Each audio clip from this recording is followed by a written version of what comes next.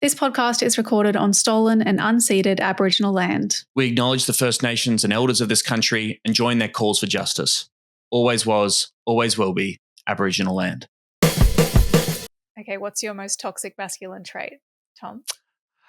I don't know. I don't identify. I'm trying to write some comedy about this. I don't identify as a man, not for any kind of trans exclusive feelings coming out whatsoever. I just have no connection to that term. If anyone calls me a man or refers to me as a man, of course I feel bizarre and like that's weird. That's probably more. I feel like that's not that thing. uncommon. I think it is. Sometimes it even feels strange to be referred to as a woman. As a woman, yeah. How do you feel when people refer to you as a boy? I'm like, yeah, that's probably pretty fair. Because no, it's true. Girl feels okay. Something to that. I don't know what. But me calling you a girl, that would be toxic masculinity, you see. I've never understood this thing where it's like, don't call them girls. I don't know. Anyway, this is the kind of thing we're talking about on this episode. We're taking the red pill, everybody, and we're being alphas. And we are talking to Dr. Simon Copland about his new book, The Male Complaint. We're talking the Manosphere. We're talking misogyny. It's a fantastic book. And I think, that does this topic the service, goes in deep. Simon has spent years and years writing his PhD and this book, spending time on the forums that constitute this thing called the Manosphere.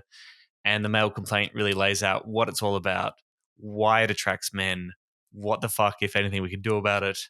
And I'll say it is regularly depressing with insights into what the Manosphere looks like. I'll be straight up. Should probably say up front that we talk. There is brief mention of sexual violence. There is mention of gendered violence, and there is also discussion of suicide. So listen with care. If it brings things up for you, feel free to stop listening. If it's bringing up suicidal thoughts for you, please contact Lifeline 131114. And we love you very much. We do.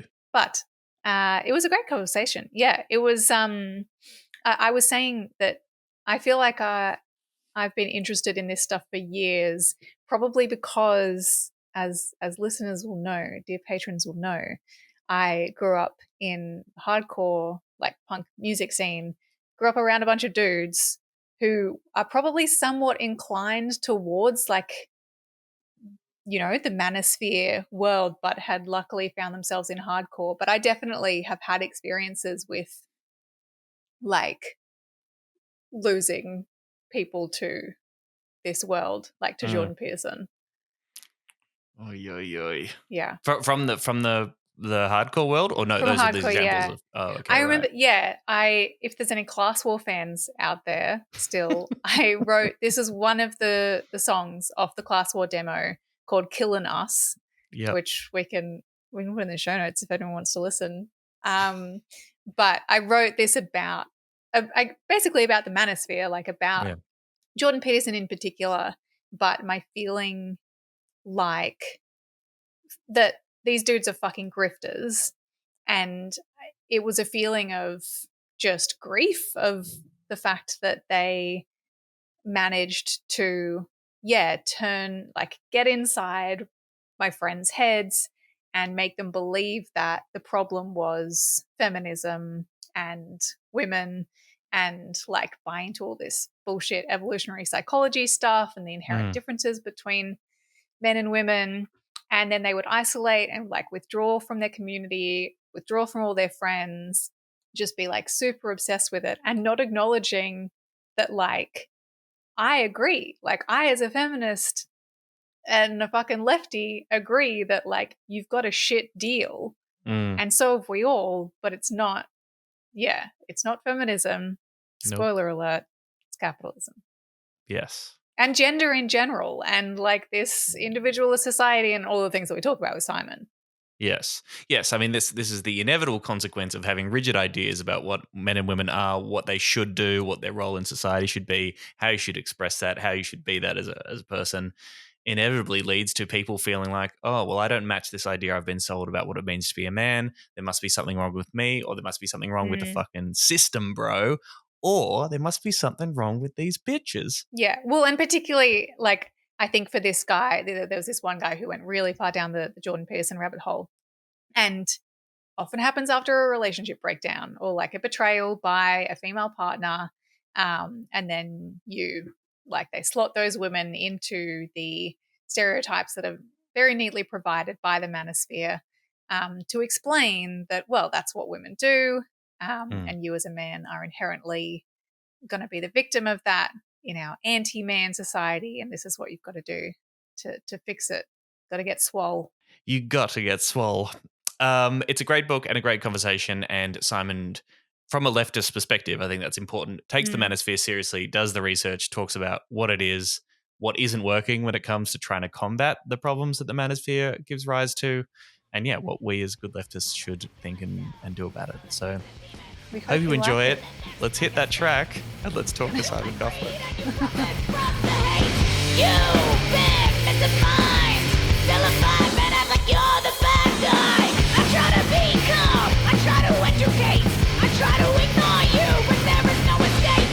Let's do this thing. Simon Copland, he's the director of the ACT Conservation Council, member of the Greens, been involved in the Greens for many years, and is a researcher at ANU.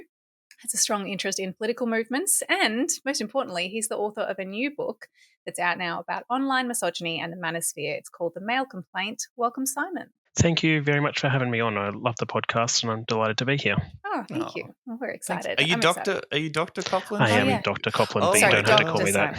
Dr. Simon Copland. Yes, respect my authority, please. All right. Well, we'll use that moving forward. No first names. So this book, I enjoyed it. I just finished reading it.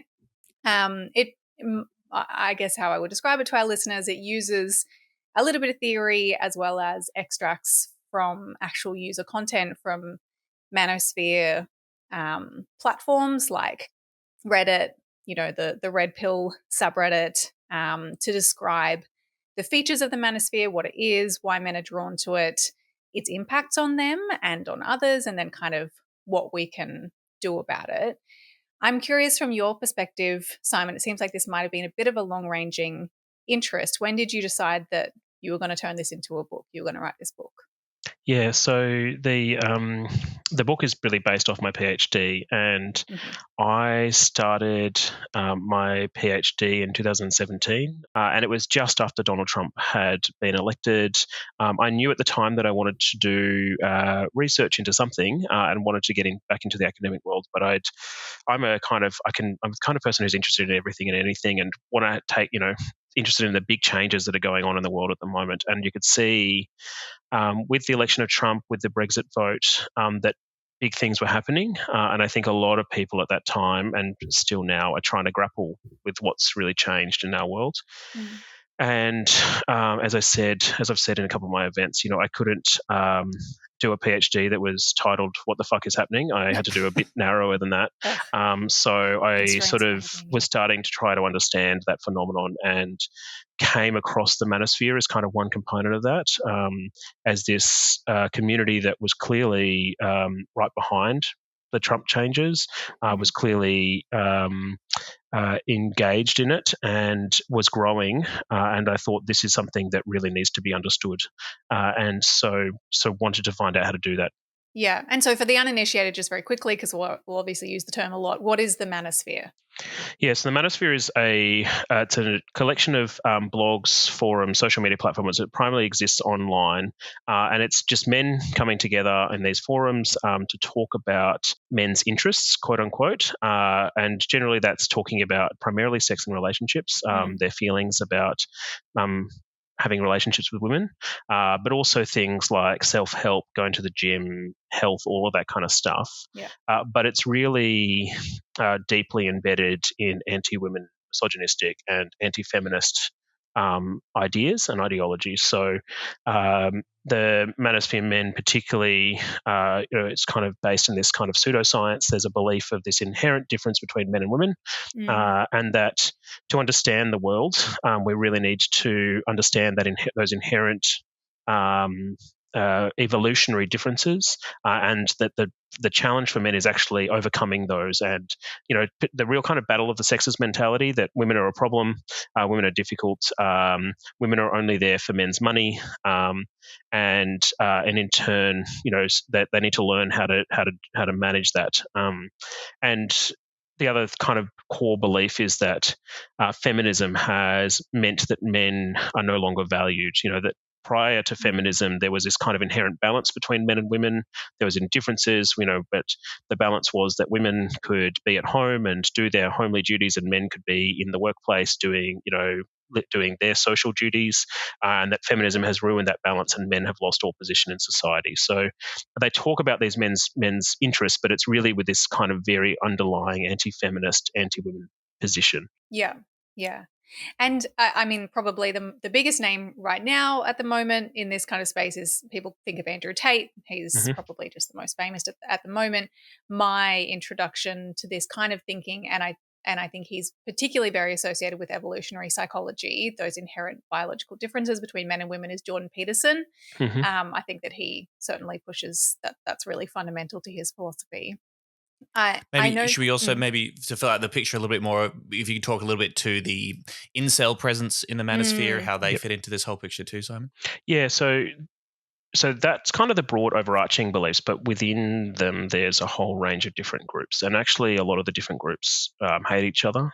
As like it's the socialists, so and not the just socialists, the left that destroys itself. yeah, exactly, yeah. They hate each other, and they have real differences. And there's kind of four, I would say, distinct sort of components of the manosphere, and people like Andrew Tate or Jordan Peterson often cross across them, but people call them different parts of it, but it's just not true. So the first one is I'll just go through all four just so people have a real sense of it. The first one is just the traditional men's rights movement. So the men's rights movement's been in existence since the 1970s, was a splinter from second wave feminism, men who were part of second wave feminism and then got disillusioned with it and sort of said men are being ignored here, and they really fight around quote unquote men's rights issues, fathers' rights, child custody, legal issues, saying that women are getting all of the things and men aren't. So that's kind of the first group, and that's a group that I don't look at as much because they've been studied a lot. The other three are the kind of the newer ones. So there's the pickup artists or the red pill, men who want to is really focused on self-help, and they also learn what's called game, which is ways to pick up women. And this is really based on this idea of, and this is where Andrew Tate does a lot of this stuff. He's one of the leaders in that space. Roosh V is another one who was, but he's no longer involved in that community as much. They run courses. How do you, this is what women are inherently like. This is how you can manipulate them to have sex and relationships with them. And courses often, where people will go out onto the street to practice these courses and do these things. And there's been quite a lot of examples of them doing that and, doing pretty awful things on the street. Some of these practitioners doing that and filming themselves doing it. And then there's been like, oh, look, here's the video of me, picking up women, but they're actually what they're doing and there have been examples of raping women and thinking that it's the great thing that they're doing. So there's them. There's men going their own way, who are men. They're often divorcees who have had bad breakups with women, and have decided. For short, MGTOW, yeah. They kind of believe that women are inherently bad, being in relationships is inherently bad, and that what men need to do is just stop being in relationships with women. And they have a range of steps that they go through. The first step is to don't get married to a woman. Second step is don't enter a relationship. Third step is don't have sex with them or only have sex with a sex worker. And the final step is distance yourself from society completely, go and live in a hut in the forest and, get off the grid and become this kind of self-made man, individualistic hero kind of thing. And then the final group, Tom, you mentioned, are incels, and they're men, involuntary celibates, men who want to have relationships with women but aren't able to get dates, unable to, aren't very good at going and hooking up with women, and they blame their looks, their stature, their jawline. These men often obsessively talk about things like their jawlines, and sort of say, we're inherently ugly and women will never be interested in us, and then often get quite angry at women for that. And there have been a number of examples of incels who have sort of undertaken quite violent attacks. Elliot Rodger, Alec Manassian, terrorist attacks, effectively. So that's the kind of broad spectrum of these. And someone like Andrew Tate doesn't appeal to the incels at all. Jordan Peterson. I was just thinking that, yes, they must hate the Chads, who are obviously into the Andrew Tate world and the bodybuilding, going to the gym, working out. Yeah, exactly. Fucking a lot, guys, are obviously antithetical to the incels' view of the whole situation. Yeah, and so the thing that binds them together is the kind of there's evolutionary psychology, these beliefs in this evolutionary psychology, the beliefs in anti-feminism, and they have these kind of core understanding of a problem, but they all have different solutions to it. They all have different solutions. Some of the solutions are disappear into society. Some of the solutions are go to the gym, work on your game, and you'll figure out how to navigate the world. So that's where the splits often come. Yeah. You do make a point of, and you say this quite early in the book, avoiding use of the term toxic masculinity. Can you speak a little bit to why you think that term has lost its effectiveness or wasn't that helpful for you to use in the book? Yeah, so, I mean, there's a couple of reasons. The first reason is it has become overused, and it was a term that had potential uses, but it has now been used to blame for the blame for everything. Climate change is blamed on toxic masculinity. Donald Trump is poor education outcomes. Everything is about masculinity, and I don't think is particularly helpful. Gender is important to all of us. There's no doubt about that. We all sort of live a gendered world, but it's not the everything. We also live in a social world.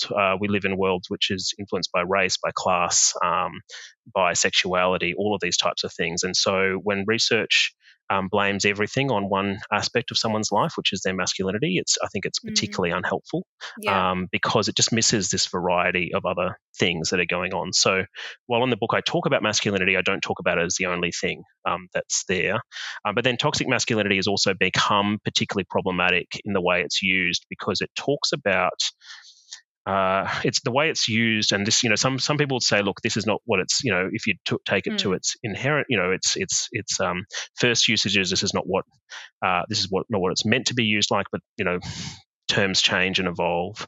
But the way it's used quite frequently is to assume that there's something inherently within men, and often only within men, that is inherently kind of violent or inherently problematic, and that it just comes out sometimes, and that it assumes that there's this kind of inherent nature of men that is different to women or non-men, and there's something, and even the term toxic assumes a sickness that exists within all men that is there. I appreciated you pointing that out. And I think that is that's not a useful way to look at it necessarily. I mean, I think we could suggest that there is actually possibly, and what I would say is that there's a possibility for all of us to have these kind of behaviors.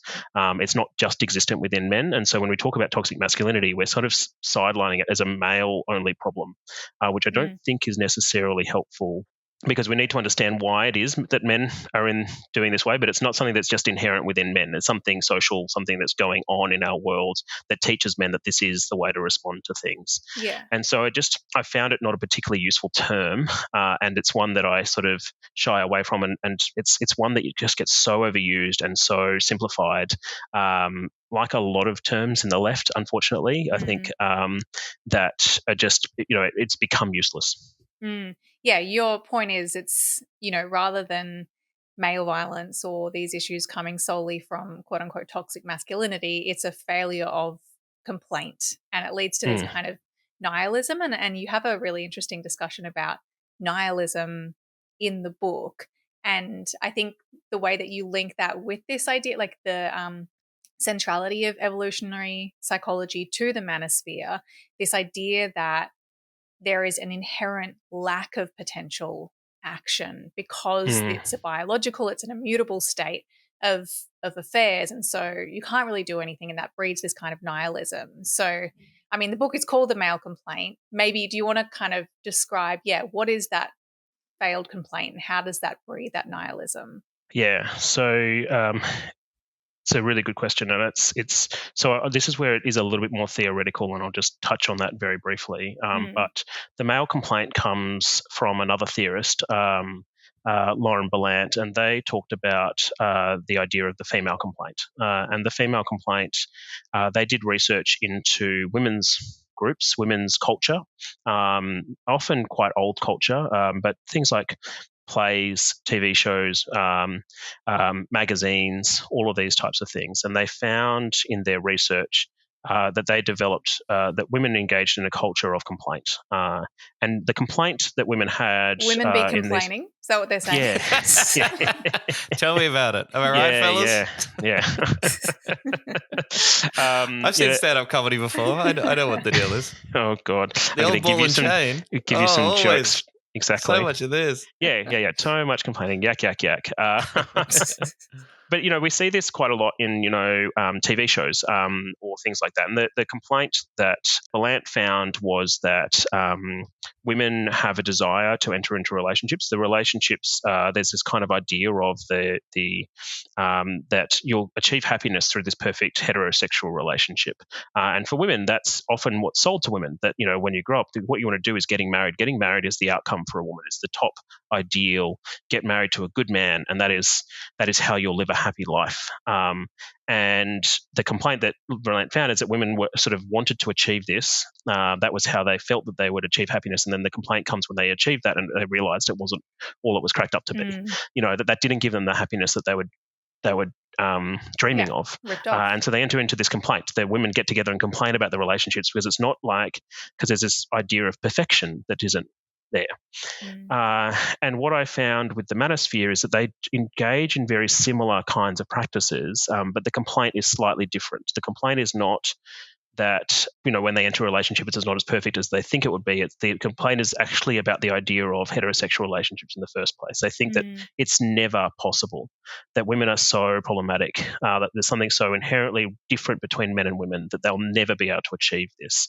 And in many times they actually complain about the assumption that heterosexual relationships is going to be the thing that will bring them happiness. They actually want to eschew that, and this is where some people which is really radical, right? Which is really radical in a very strange kind of way, right?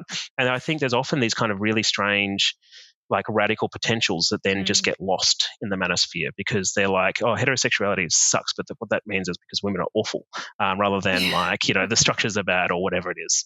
Yeah. And so just to lay this out, Simon, is it fair to say that there are a couple of lines of thought of this within the Manosphere? Some would say that men can't be happy in a relationship with a woman anymore because of what feminism has done to the relationships between the sexes. That might be one school of thought, while others say, no, it can never actually be possible because of the fundamental biological differences between us. Happiness just can never result out of these kind of relationships. Yeah, pretty much, although I think that second thread is probably stronger and is getting stronger now. But I think what previously it's so in that former thread of we can no longer be happy because of feminism.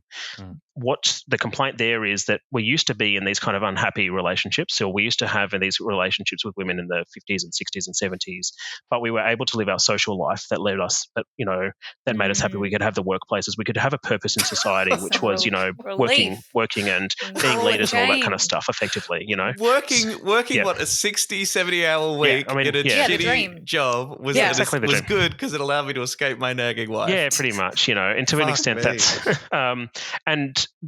so I think that there's a whole, and what's frustrating, and I think you've already pointed this out, Emerald, is that there's all these radical potentials that are there. There's all these, the complaint in so many ways is true, not the complaint about women as being inherently problematic, but the complaint about their lives, about the structures that we have, but they then direct them into these really weird directions. And that is really frustrating to watch. And it's like you're almost there. You're almost there, but you're close. Then so radically not at the same time. Which is often the case. I find, as a leftist, you look at a lot of conspiratorial spaces or even kind of fringe spaces, and this is the thing that they're close. I think it's Naomi Klein talks about this, that it's like the feeling is right, the facts are wrong, kind of, and it's a similar thing that they have similar instincts as maybe you or I, but they take it in a different direction. And the big difference is generally, and in this case again, I'd say, and as you argue in your book, that they're unwilling to criticize capitalism. Yep. And so instead they place women as the guilty agent, the ones that are at fault. And this, as you speak about, kind of then necessitates a type of some sort of revenge against women. So I'm curious to hear, I don't know if you actually got into this too much in the book, but talk about male violence coming out of the manosphere. Are there, I can't remember, is male violence on the numbers increasing as a result of this social movement, do you think? So I don't talk about the numbers specifically in the book because at the time of writing, I didn't, it wasn't the core focus, but also at the time of writing, some of that stuff hadn't come out. But it's really hard, first of all. So there's two things I want to say here. First of all, despite a lot of beliefs otherwise, it does seem pretty clear increasingly that male violence is on the rise and that male violence is on the rise, particularly amongst young men. And we're talking school-age men, to young adults. And that, there's been a lot of debate about that because a lot of people have said, well, it's not on the rise, but reporting numbers are on the rise. So women are feeling more comfortable reporting, and that is representing a rise. But even when you account for that, research from Jess Hill in her recently quarterly essay really shows that it's not. Even when you account for that, even when you account for the statistics of women who talk about how much they're willing to report, male violence is definitely on the rise. Interesting. And that is terrifying because it kind of goes against a whole bunch of our assumptions about what's happening in the world. Yeah, it doesn't feel true in a way. It does on some levels because you see, you do have more visibility of violence in a way, or at least I do. But at the same time, I feel like anecdotally and the people around me, attitudes are shifting in the right direction. So, it is alarming. Yeah, and I think that's a really interesting point because while I think this is where the conflict often plays out, attitudes are shifting. So this is the other bit that goes with this, is the data does show that attitudes are shifting. So you've got this contradictory thing happening, and I'm not sure if you've both heard of the Nordic example, but they talk, there's a lot of evidence now about Sweden, Norway, Finland, where the attitudes have shifted the most there about gender equality. It's shifted dramatically in the last 20 to 30 years, and at the same time, male violence has been on the rise. And what this points to is that often men can still have beliefs about equality, about about why violence is bad against women, and can still do the same and can still engage in that violence. And the linkage between attitude and action is not as strong as we may have thought it to be. And part of that, and the big piece of the puzzle there, is that even if you believe in gender equality, you might still believe, or you might still inherently have this notion that as a man, the way you deal with your problems is through violence. You might have been a person who has been taught that through Andrew Tate or these figures, or it might have been something that was deeply ingrained in you through childhood, through someone through experiencing that kind of violence. So you might have been a victim of domestic violence, and then that has followed through. And so when it comes to the crunch, even if you believe in gender equality, often it's, and this is where some of the gender debates are really interesting. It might not be that you're specifically targeting a woman. It might just be that targeting the person that's closest to you, and that happens to be a woman. And that, I know that's a slight distinction, but it's a really important one. Yeah. And this is why we see domestic violence is still strong in gay relationships, because it's often you're targeting the person who's closest to you. And we know through a lot of stuff about a lot of research that is often the case. It's about I need to take out my fears, my anger, my upset, my shame on somebody. And that somebody happens to be my partner, my wife, my kids. And so that deep ingrained sense of violence being the solution is actually almost more important. Well, I would say in many ways it's just as important as changing the gendered feelings about gender equality and feelings about gender in general. Yeah, interesting. So I mean, we obviously, being a podcast in 2025, can't talk about male violence without talking about the Netflix series Adolescence. Yeah. We're mandated by law to discuss it. It's funny. I've been doing book launches, and I've timing's every great. time. Did you? Yeah, the timing has been great. Yeah, it was complete coincidence, but I have been asked about Adolescence every single time, which is good because I have lots of feelings about it. So okay, really happy to talk about it. Me too, and it's funny because when I watched it, I actually saw it through a really different perspective, even though, kind of men's violence and masculinity is something that's interesting to me, but I looked at it through like a youth justice perspective, and I had more concerns around it being, pushing a bit of the moral panic around quote unquote youth crime or a youth crime crisis.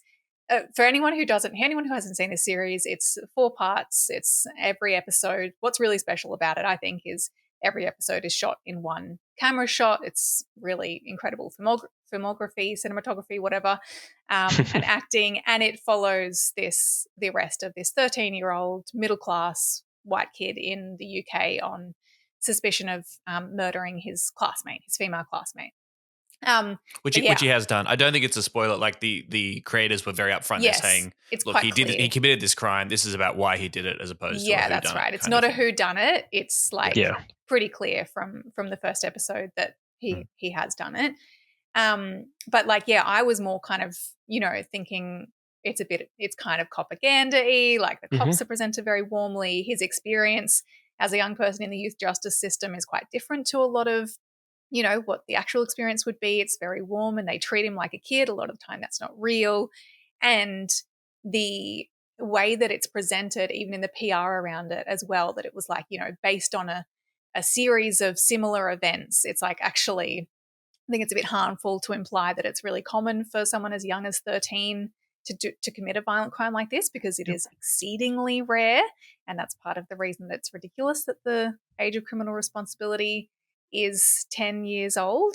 Those are my concerns, but that's not really what people have taken away from it anyway. People are looking at the masculinity stuff because, as it transpires, this boy, the main character, this 13-year-old, has been looking at, quote unquote red pill content online. He's been looking at Manosphere stuff, and there's an implicit question about what impact that's had on him exploding and stabbing his classmate, basically. What I'm really interested in is, you, Simon, I saw you wrote a piece about this potentially feeding a bit of a moral panic, and I quite liked your take on this. So, do you want to maybe tell us your take? Yeah. So, I mean, it's actually really refreshing to hear you talk about the youth justice elements of it, because it is something that hasn't been discussed at all. And I agree with you wholeheartedly about it, both about the unrealistic representation of it, but also this idea of a 13-year-old, of a wave of 13-year-old boys going around stabbing their classmates to death is just not realistic. There are there are examples of it, but it's exceedingly rare, and it does create this moral panic. And I really think the response to adolescence, and to an extent to the Manosphere itself, is a moral panic. There's the main moral panic here is a fear of young boys going wild or going sort of entering into these Manosphere spaces. No warning signs. Could happen at any time. Yeah. He was safe in his bedroom, and then suddenly he's just stabbing his classmate to death. And that is classic moral panic because, well, there's a couple of reasons. First of all, like, it assumes that there's something inherently wrong with young boys. So moral panic often occurs. The way a moral panic often works is that you target a group that is an out group, and they are seen as being different from the rest of society, something inherently wrong with them. And it reminds me of actually the moral panic that happened in Australia that led to a lot of the lockout laws about the coward punches, which was again targeted at young men. Something inherently wrong with young men going out, getting drunk, being wild, being violent, being inherently violent, and therefore we need to engage in these radical laws to really to crack down on that. And that kind of led to a lot of the lockout laws, which is all this kind of huge media storm that followed a lot of those. And I think we're seeing a very similar media storm that followed adolescence about this kind of fear of young men doing these violent activities. And what frustrates me about that is it kind of ignores all of the responsibility of the rest of society when these incidents happen. So yes, they do happen, but when we just blame this aberration of young men, of this problematic group, we ignore the fact that there is so much embedded violence in our society which men are learning from, which young men are learning from. And so, and I saw this throughout the show, and I was kind of fascinated when I watched the show because I'd seen, I probably came to it a week or two late, but I'd seen all the commentary about it. And all the commentary was about the Manosphere. It was all like this, this scourge that is destroying these young boys and all this kind of stuff. And then you watch the show, and the Manosphere is maybe in one or two scenes, very briefly. And even, I don't even know, I have to go back and watch it to see if there was actually any indication that he was engaging in the content. The biggest memory I have was that he was teased for he was called an incel. That's true. And he was like, I don't even believe that stuff. Yeah.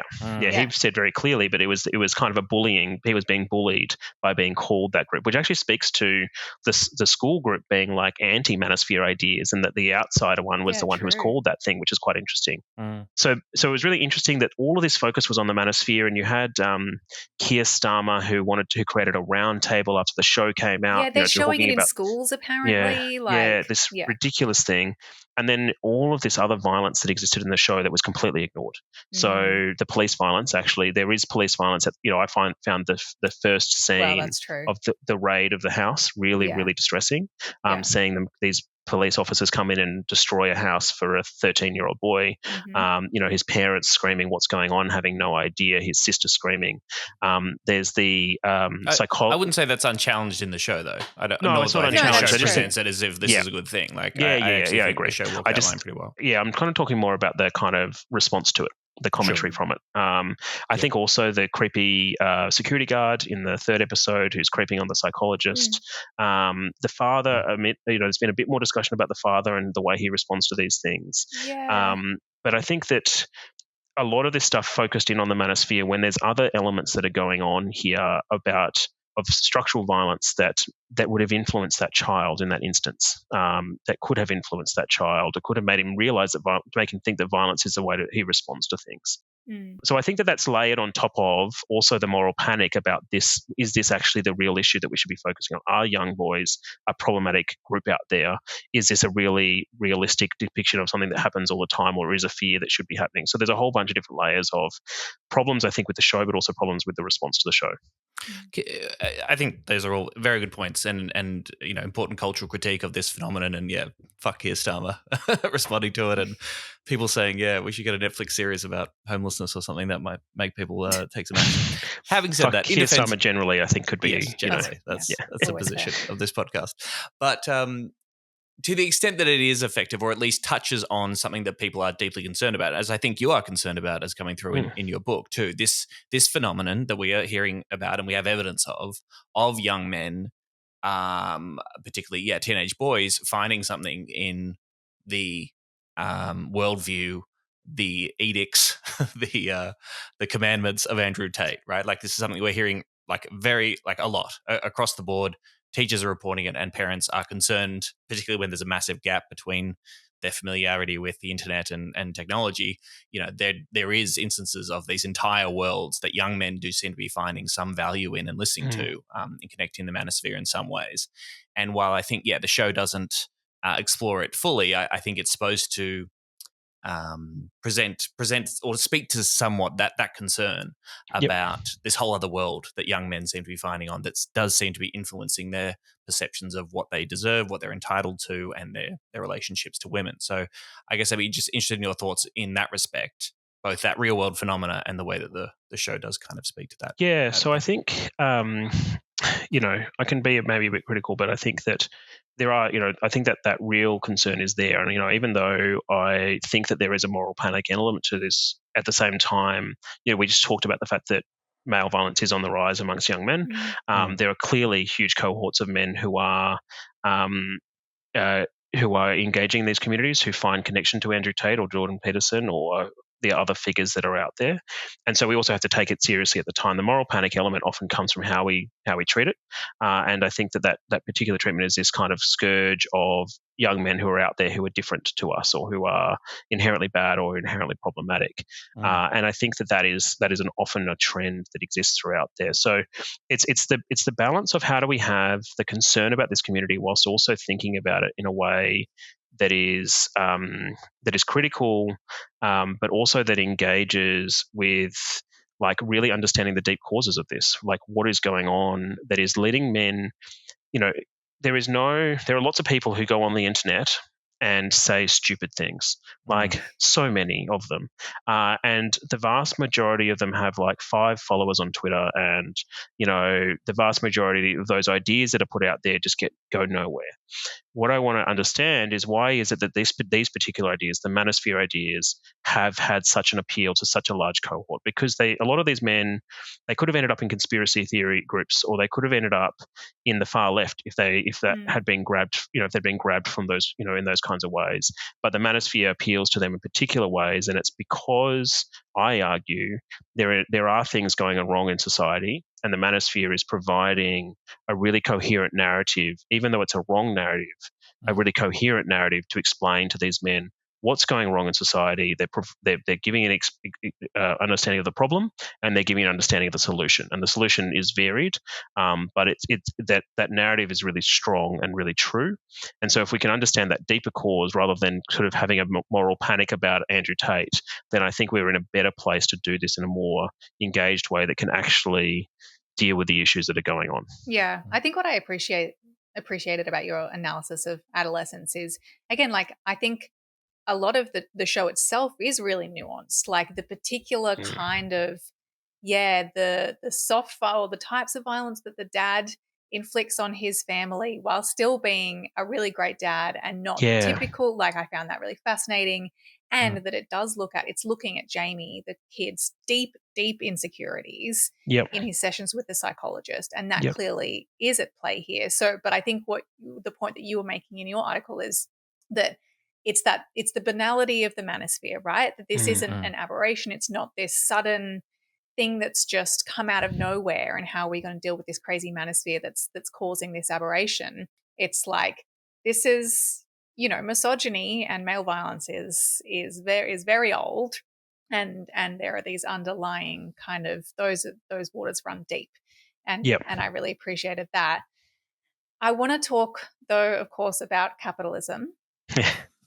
Let's get into it. Yeah. So you're saying that, there are real concern that there are particular reasons that men are getting drawn in by the Manosphere, and a lot of that is around neoliberalism, and particularly this idea of an ornamental culture, which I thought was really helpful to understand this. Can you explain a little bit what that is and how these create that fertile ground, I guess, for the Manosphere? Yeah. So a little bit of history here again. So in the kind of post-war era, post-Second World War, when people were returning and countries were rebuilding, there was a lot of narratives developed about people's roles in society. And this great theorist, Susan Faludi, she talks about this idea of a mission for manhood that was developed, and that basically this narrative that was sold to men that you have a mission in rebuilding society. Your mission is to be a protector, your mission is to be an explorer, to be a colonizer effectively, all of these kinds of things. And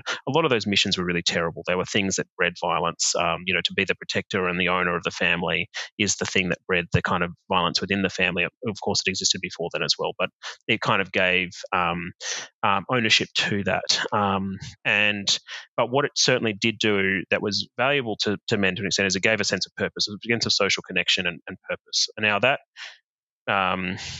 mission has been rightfully torn down. It was a problematic idea. It still exists, of course, naturally across core elements. But in the neoliberal era, it was torn down both by feminist movements and anti-colonialist movements, but actually was torn down a lot more by neoliberalism. And what neoliberalism said is, no, the purpose to being a man is it created this ornamental culture which said, no, the purpose of being a man is basically embedded in your individual self-worth, is being being self-reliant, becoming focused on yourself, on getting individual success, being disconnected from any social purpose, very vain approach to culture. It's about your looks, it's about your power, it's about your going to the gym, all of this kind of stuff. And you see this play out like in a whole bunch of different cultural spheres. I always think about American Psycho, which is all of this, it really speaks to the violence of that, of the men coming together and they're concerned about their status, how much they're earning, the status of their, in that movie, it's about like the different business cards they've got and how cool they are and all that kind of stuff. And American Psycho is a really great example of a depiction of something that, this culture that is kind of eating away at men and kind of destroying men and in that case, again, leading someone to be quite violent. But what's happened there is it's the main thing that it's happened to men is men used to have a purpose. It wasn't a purpose that fit everybody. It wasn't a purpose that was good. But one of the biggest things that's been lost is that sense of purpose, is that sense and the sense of social purpose in particular. And so now you've got this kind of individualistic, very vain kind of approach to society. And ironically, that this ornamental culture is one that was applied to women. Has been applied to women for a very long time. If you think about the 50s, 60s housewife, focus on the family, but also you've got to look good for your man. It's a lot of consumer goods were initially targeted at women because women were the ones who often purchased them for the house. So men have just adopted or been told to adopt a very similar cultural approach or approach to their lives as women have been told for a very long time. And it's created this society of people who don't believe themselves to be in a society, a group of people who are very focused on individualistic success, where social media likes are more important than social connection. And I think that that's done two things. First, it's really driven a whole bunch of disconnection from each other, disconnection from ourselves, disconnection from our work, all of these kinds of things. And it's also bred a bunch of this nihilistic sentiment that you were talking about before, Emerald, which is when we're now being told by neoliberalism that if you work hard enough, you'll become the best, you'll become the top. You'll get to, be wealthy. And we know that that's not possible for everybody. And so you have this constant messaging of you just need to work harder and you'll be rich and wealthy and famous. Do the right thing on social media and you become an influencer. And some people can achieve that, but a lot of people can't. And that is breeding this deep sense of resentment and nihilism within a huge segment of our population of just never being able to achieve it, it still doesn't give you the happiness or fulfillment that it was advertised as, right? So now you just need to work harder and faster and earn more money. Yeah, you even work even more because you're still unhappy. And you see this with a lot of men in the Manosphere. They often do achieve these things. One of the most common things I found in there was people sharing photos of their latest purchase. Look at me, particularly in MGTOW. It's like, I've given up women, and so I'm not wasting my money anymore. So I bought this dirt bike, or I bought this great computer system. And then the next post, they're still complaining about their lives, or they're still complaining about shit going on. Like they've achieved this thing that they wanted to achieve, and it still sucks.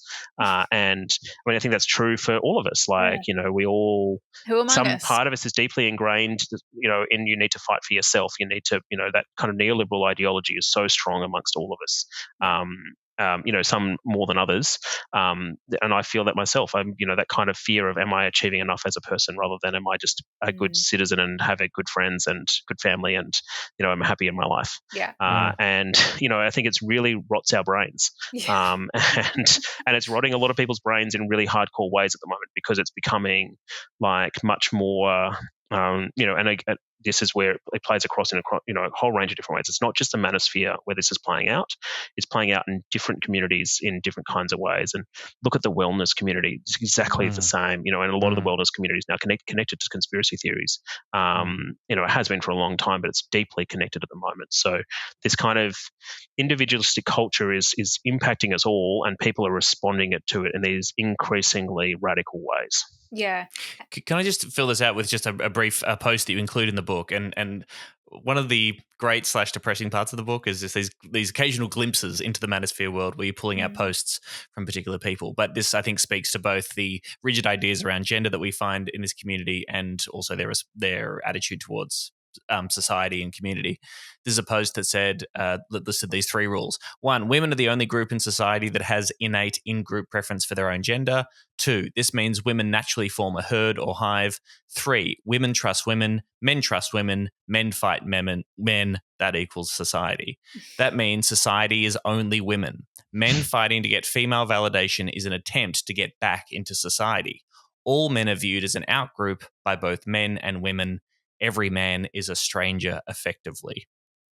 And I just thought that Really was a very bleak right? example of logic there. But yes, I mean, that gives you an idea of some of the debates. I'm not saying that's representative of everyone in the Manosphere, but this is a post that's sort of and that's like such a bleak understanding of the world is that, men should, men can inherently can't be friends with each other. And also can't be friends with women, let alone be friends with women. And I think what's, then you would flip that and also see, I think in a lot of women's spaces, there's similar discussion, right? That women can't be friends with women. There's this kind of stereotype of women being bitchy to each other, and and you look at Desperate Housewives and things like this. This is our cultural representation that the way that women interact with each other is to fight each other, throw wine at each other's face, scream at each other, and then in men's interaction, it's fighting with each other physically. This is we sell a world in which you cannot be connected to others in this kind of deep, meaningful way, and that it influences everybody, and we're all responding to that in different kinds of ways. Yeah, that's a really astute observation about it existing across genders. Yeah. And I think I had this question, as soon as I started the book, how we kind of square the idea that the individualism that's associated with neoliberalism is a key precursor of the Manosphere, that the Manosphere presents itself kind of as a community to men, as a way to find community, but at the same time is in itself quite isolating. And you talk about this by describing the Manosphere not necessarily as a community, but as a network, which I thought was really helpful. Can you explain the difference? Yeah. So, I mean, it helps a lot, not helps, it hurts them a lot that this place exists primarily online. But, I mean, there's always lots of debates about what's a community, what does it actually mean? But if I think about a community, or I think about friendships, as those kinds of people where often they're close knit. You have small groups of people. We all have only so much capacity for friendships because we only have so much time in our lives, and it's the close knit group of people that you can be close to, that you can share your deeper lives with, that you can see regularly. All of these kinds of things, and we've all experienced what a friendship is or what family is to some extent. And know what that can look like, and to differing varies. And we have all got some of those people, or most of us have some of those people in our lives where we can consider close friends. Where in the Manosphere, that's often just not possible. So you have people who are quite socially isolated, frequently very socially isolated, so they might not have those friendships that we often have, and they're looking for that connection. They are often looking for that connection, and there's lots of research that shows that not just for men's rights groups, but for white supremacist groups, the connection is the thing that often, particularly young men, are looking for first. So really good research about white supremacist groups in Europe that shows that the way they recruit members is they go to young men and invite them to a party first. This is the first time they've ever been invited to a party. It's the first time they've ever been invited to a social gathering, and then the ideology follows. So once you're in the group, then you suddenly get sort of engaged in the ideology of it. So people are looking for connections, but when they get online, what they get is a network of men. So they, particularly in places like Reddit, you might post a thing and it can go out into the sphere, and you don't know who you're engaging with any day. You don't know who the people are. And so you're just sort of linked a little bit tangentially, but there's no capacity to create these strong, deeper connections, because particularly in these big forums, there's so many people. People might not be online at the times that you're online. You have no way frequently to reach out to them, to have those one-to-one conversations. And the algorithms of the social media means that the post appears, there's a little bit of conversation, it goes to the next post, it goes to the next post. So you're constantly seeing new content. It's not like an old chat room, or it's not a messaging platform. It's a board, it's a public. Yeah, and I remember going to chat rooms when I was a kid, and you would go and you talk to your friends. You wouldn't talk to, sometimes you talk to strangers, but it's often, or you talk to what person one-on-one or within a group, but it's not the same. It's just not the same as that kind of way. And even those chat rooms, I think, were not great for community creation. It was sometimes they're very rarely, but often not. And so the network, the difference between the community and network is the network is often broader, it's more dispersed, and it's often much more anonymized. And all of those things make it really hard to form real connection. Yeah. And you say that it's basically about a collection of people who are kind of in a space to each achieve their own goals rather than being about the collective. And I thought that was a really important distinction. Yeah. And helped me kind of conceptualize and be like, that's right. Because everyone's just kind of there to be like, all right, I'm going to get some tips for the gym. I'm going to learn how to pick up women, or I'm going to learn how to cope with the fact that women will never want to sleep with me, but I'm not building this thing together, even though the men in these spaces will talk about community, or they'll talk about kind of these platforms having supported them. At the end of the day, it appears that that's not the case when it comes to the crunch. And I mean, one of the most heartbreaking parts of the book is when you talk about the fact that as you're reading through many of these message boards, you multiple times come across suicide notes. Yeah. And it is abundantly clear that there's no real mechanism for anyone to reach out directly to that person. A lot of the time, the algorithms, it's another thing you talk about, whole other thing, the social media algorithms are not prioritizing those posts. No. They have way lower engagement than a lot of the other posts. And so people are reaching out for support, but that's not really what these spaces are designed for. Yeah, exactly. And I can't remember. Sometimes I forget what I put in the book and what I didn't. But I can't remember. But I talk about, or I've written about in the past, an experience I had myself in which a friend of mine posted on Facebook. Yes, you did mention this in the book, about feeling, this is someone I knew and our community knew was struggling with mental health issues for a very long time, posted on Facebook saying they were really struggling. I reached out to her because I saw the post, had a very brief conversation. A few days later, she committed suicide. And in the kind of funeral, people spoke about this post, and some people said, I didn't see that. And someone actually said to me, how terrible is it that an algorithm stopped me from seeing, from being able to reach out to her at a time when she needed help. Yeah. And this is very true in these communities, in these spaces, in these networks. People often are reaching out for help, but nobody is there to respond. Or when they do respond, it's like a one-line comment of, I hope you don't do it. Or sometimes I understand why you're doing this. And that's even more depressing. I mean, yes, if you want to go even darker, particularly in the incel world, we have people posting, their clear intention to take their own lives, and other people saying, this sucks. This is just proving our point. Like, this just speaks to the same complaint that we have about the state of the world.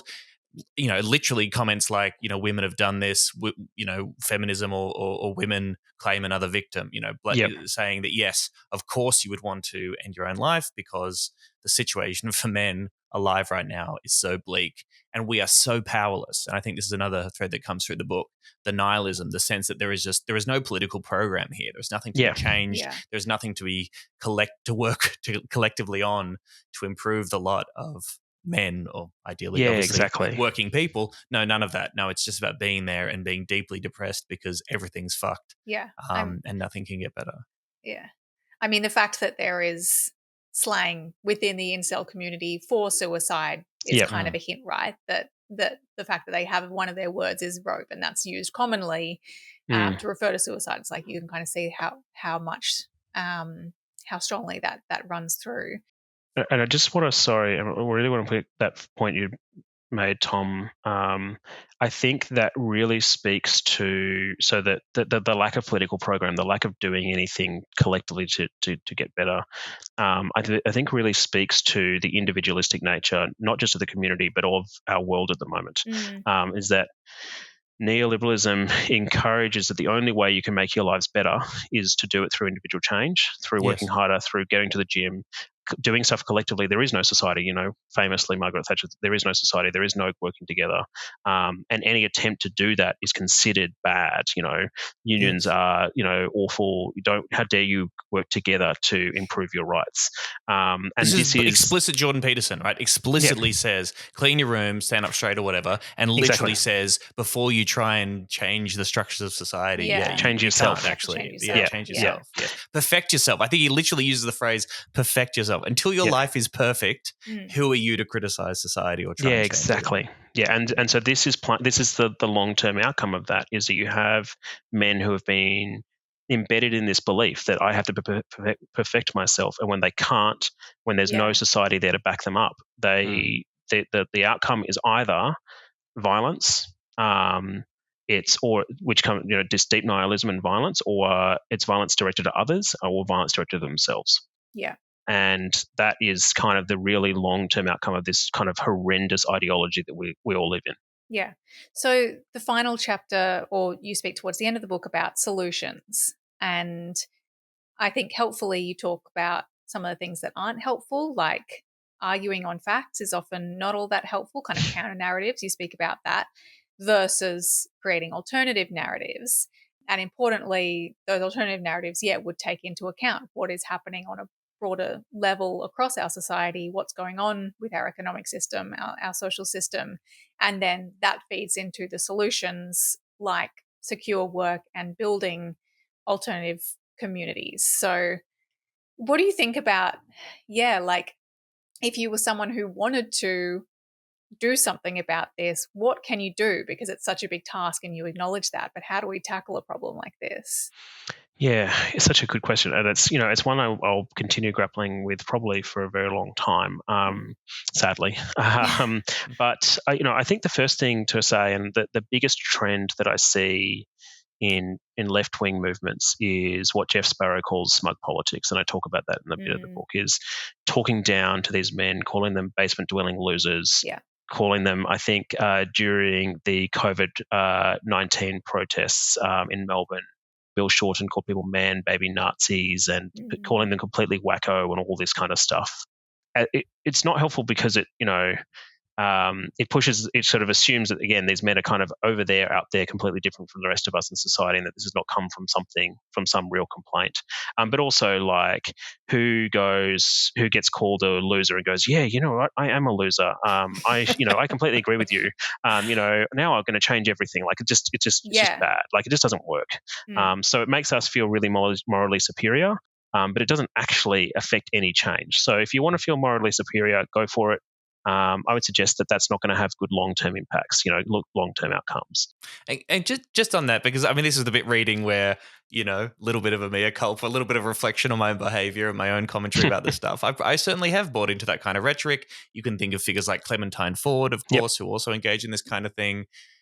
And the only thing I'd say is that I have still a level of sympathy, because it is so frustrating when we know everything about what women have gone through, what women go through in our patriarchal society. It is so galling to hear men publicly try to assert that they are the injured subject. Again, not to minimize, of course, the pain that men feel, as illustrated by the Manosphere and what we've been talking about. But the idea that to completely dismiss the lot and the plight of women in this patriarchal sexist society in which we have is extremely galling. And I think the reaction to that is to sort of mock those kind of sentiments as being patently ridiculous, right? Yeah, that's a natural thing to do in a way.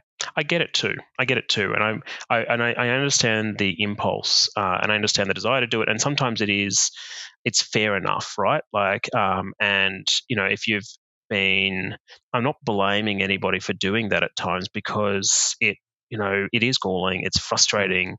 We live in this kind of very annoying world. And when you're being a victim of violence, when you're a survivor of violence, I'm not going to get not going to come and preach to you about the best way to respond to that all the time, right? So I'm not, I'm not trying to do that. I just think if we as movements want to think about the way that we can get rid of this, that is not going to be the solution. My one caveat for that, though, is if we wanted to direct it at people, that kind of anger and that kind of response, punch up at Andrew Tate and Jordan Peterson and the top figures, because I don't, so we should be talking about the leaders very differently than the men who are in these communities, or the school students who are believing some of this stuff, because they are different. And Jordan Peterson and Andrew Tate, they are nothing but grifters. They're there to make money. They're hypocritical frequently. They're often nuts, like Jordan Peterson with his all-meat diet and his ridiculous, his drug addiction, all this kind of stuff. They are, and Andrew Tate is clearly, he has been arrested and charged for sex trafficking. So I'm really willing to go all in on them. And in fact, it can be quite helpful to punch up, because pointing out their hypocrisies, pointing out the problematic nature of them is actually quite helpful in distancing men from them at times. So I'm much more comfortable when we start doing it to them. And so, if we want to do it, target those people and then think about how we can get the people who are interested in them, the young boys, away from them, because that's what they're hearing. They're hearing these things, and yes, it is galling from our perspective to understand, to think, how can you not understand the patriarchal nature of society? But often for those young men, what they're hearing is from Andrew Tate, who says the complete opposite. So I think that that would be kind of maybe the way I'd frame that frustration. Yeah.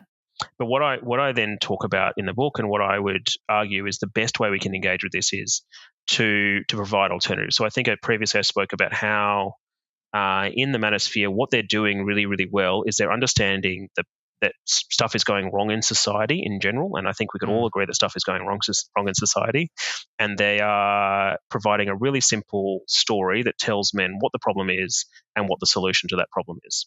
And the problem is women, and the solution is being a better man. That's this very core story. So we just need to have a better story. And the problem for us is capitalism, and the solution is building solidarity. Yeah. And that's our simple story. It's how do you do a better story that can appeal to men? But what's really important about that is that it does acknowledge the kernel of truth, that men, there is shit going on for men. There is problems going on, as there are problems going on for women, and there are problems going on for all of us at this point in time. Like, we're living in a pretty tough society at this point in time. And I think one of the biggest frustrations I often have, we can both acknowledge that we live in a patriarchal society, whilst also acknowledge that doesn't mean that the poor working class man or the young boy or whatever it is suddenly living this high life, full of power all the time, because it's not true. Yes, it's true for Donald Trump, but it's not necessarily true for other men. And so we can still acknowledge that kind of truth, whilst also acknowledging gender is important. Like, this is where I come back to everything is important. We can have those nuances conversations, but it's about providing that better story that capitalism is the problem, not women are the problem. Yeah, and I know that we've been recording for longer than we said we would, but I did want to just touch on this before we end, because one thing that I have thought about this for a long time is I'm not convinced that there is a way to solve this problem or even address this problem, honestly, while retaining the idea that we need a type of masculinity. Like, I feel like gender is a problem in itself. Binary gender is a problem in itself. And when I see people talking about, and I used to think this too, we need positive male role models, we need positive masculinity. You even say in the book at one point, we need new ways men can express their masculinity. And maybe I agree with that as a bridging thing for now.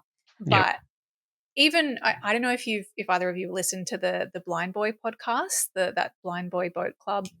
He's an Irish guy, does a podcast and other things. And he did a podcast on how to talk to men with an unhelpful view of masculinity.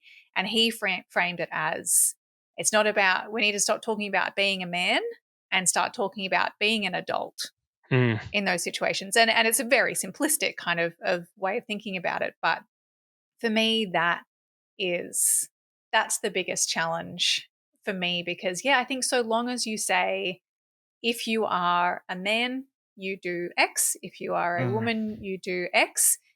It's problematic and we'll continue to have these issues. Now, I'm going to have to go back and find where I said new versions of masculinity because I think I might need to change that in the next version of the book because, and this is what happens when you write stuff, like your ideas change over time. Because I've thought about that exact issue a lot more. And this is where the solidarity thing comes out. You know, if the Manosphere, so much of what they do is try to create these inherent differences between men and women, actually assuming connections that, you know, and that connections are more important and that similarities are more important, and that's about how you be an adult rather than being a man. You know, I think what you're trying to get at is when you talk about being a man or being a woman, it still assumes inherent differences that exist and some split. And even the positive version of it, right? Like, what is the positive masculine attribute that we wouldn't want women and everybody else of the gender to have? Bravery, strength, resilience. These are all great values that human beings need. Yeah. And I'm sure you can relate to this, Simon, but I mean, I just have so little connection, me personally, in my experience of being a man and understanding that, yes, I'm gendered. We live a gendered society. You know, I wouldn't identify the expectations as that are put on us. Yes. I just have no connection to any of that. My focus or the thing I want to be is a nice person who is doing the things that they like and is nice to other people, and none of that has to do with my testosterone levels or nor my genitals or anything along those lines. No. My massive genitals. It's not what I heard. Wow. All right, let's edit that out, please, Mike. I appreciate that. No, please don't. The one time I was funny the entire podcast.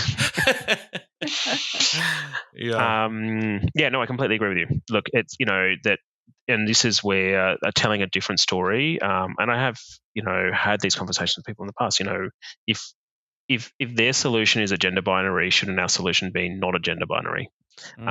And I think actually that's true. I do think that's true. And a lot of these versions of let's have a new positive masculinity just buys into the inherent split, which is not useful. And it can just do things in a different kind of way. And I think that the challenge about how we do that is then how do we still engage with men who are living in this world that has this split, and how do we tell that story, but how do we do it in a way, and how we do that in a way that's useful and speaks to them, while at the same time not buying into all of that.